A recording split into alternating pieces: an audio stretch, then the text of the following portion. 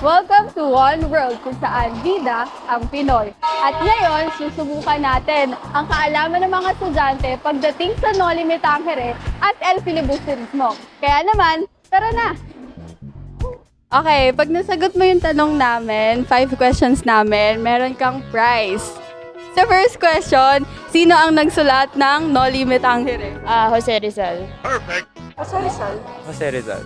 Sa second question, sino ang anak ni Don Rafael na pinag-aral niya sa Europa at bumalik ng Pilipinas para magpatayo ng paaralan?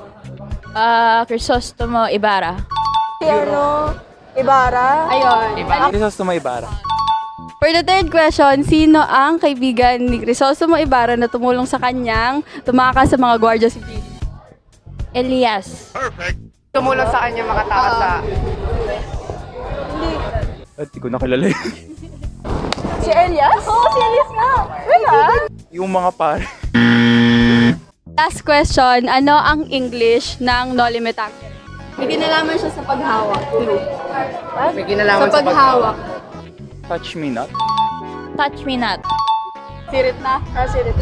Okay. Ang ibig sabihin ng Noli Me Tangere ay do not touch me or touch me not. Ayun. Sa English. Wala, hindi ko na...